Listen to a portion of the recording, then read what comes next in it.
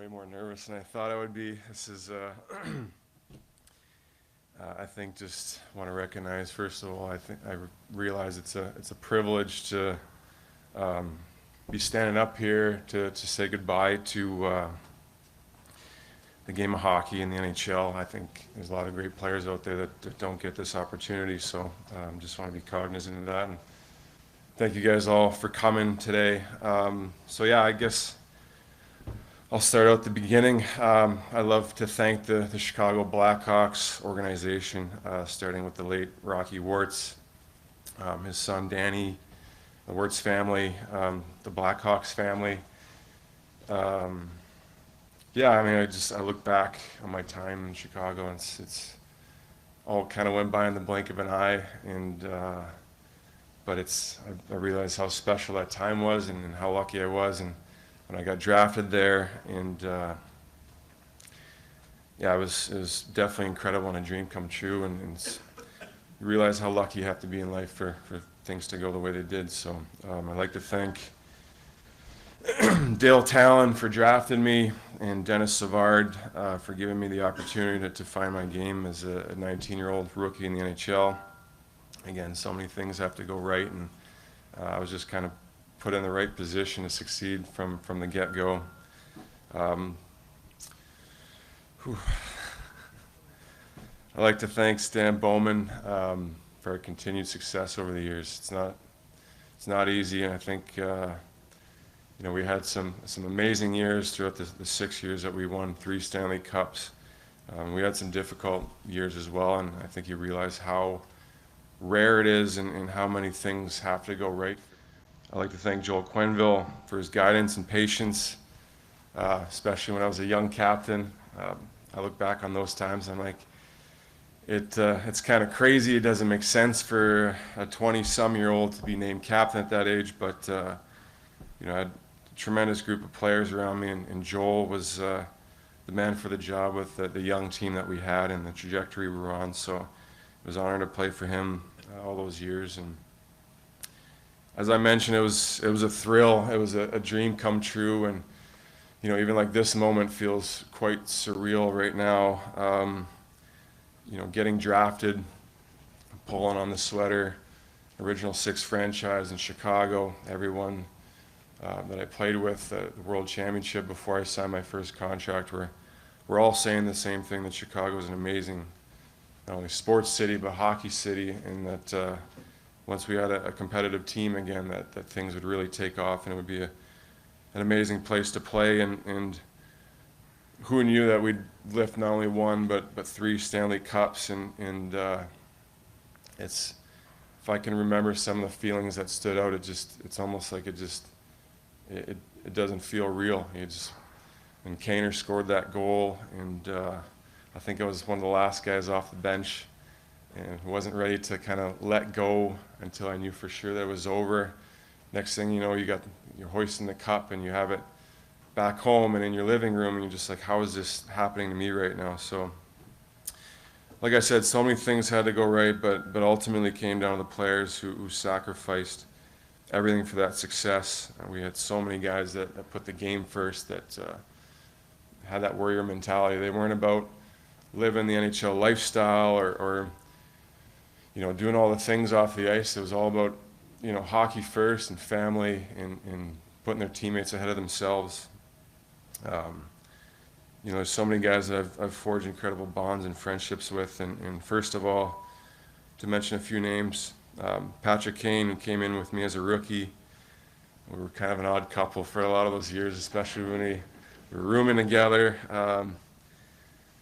Going through the journey with a young player like himself definitely, took the pressure off me, but at the same time, a guy like that is going to push you to get better, and his commitment to the game and the career he's had, I get to look back and be thankful I got to play with a player like him.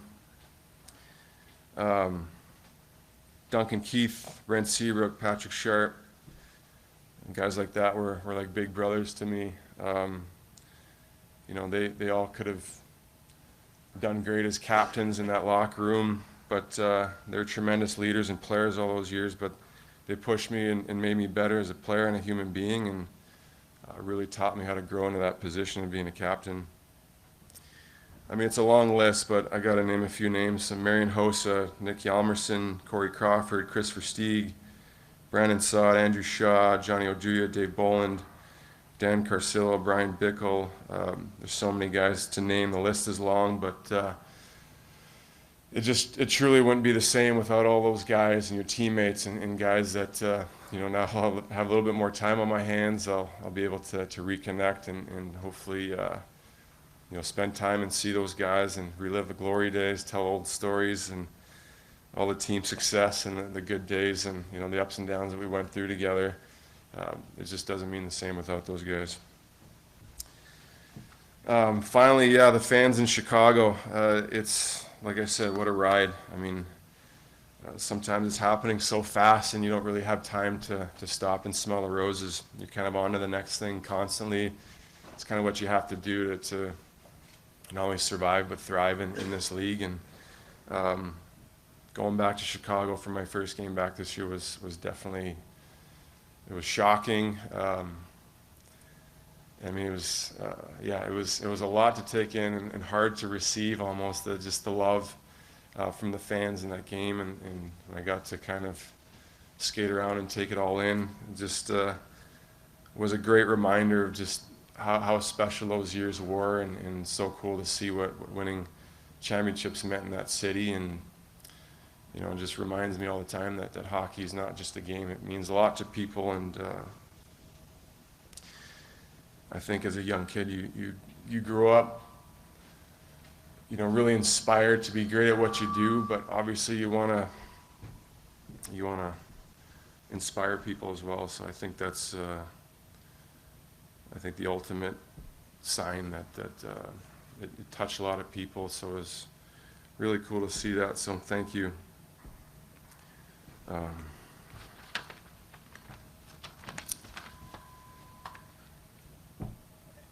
I'd also like to thank the Winnipeg Jets organization, Mark Chipman, first of all. Your humility is unparalleled. You're a hero in this city for what you continue to do for hockey fans and the Winnipeg community, and you set the bar so high for the rest of us. And thank you for what you've done to bring the Jets back and to bring hockey back to Winnipeg. It's monumental.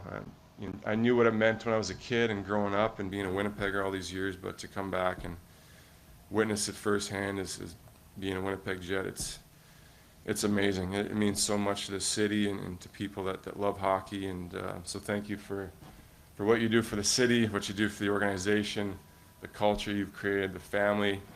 And thank you for giving me the opportunity to live out my dream of pulling on that Jet sweater and playing in front of my hometown community, my family, my friends, all the people that have supported me over the years. So it meant a lot to them, and it means a lot to me. To Chevy and Arnie, I know that you guys took a huge risk this year by giving me the chance to play. I know it was kind of a bit of a wild card, not knowing what this year would look like, having been away from the game for 2 years. And it's a business. You guys are out there to win. You're there to build a winning team and to give the fans what they want. And I can't thank you enough for your patience and your support and helping me find my way and being part of this locker room and this team. To the boys here in the locker room, Captain Adam Lowry, Mark Scheifele, Josh Morrissey, Kyle Connor, Connie Hellebuck, the entire locker room. I can go down the list. What a great group. Even though I feel like I struggle on the ice and didn't quite contribute the way I wanted to at times this year, you guys made me feel part of the group right away. I don't think, where's Laos? I don't think I had as many nicknames my entire career as I did in that locker room this year. Lastly, thank you to our loyal Jets fans in the city of Winnipeg. There's something special about being from this city. I'm so proud to be from Winnipeg, and thank you guys for making this year so special.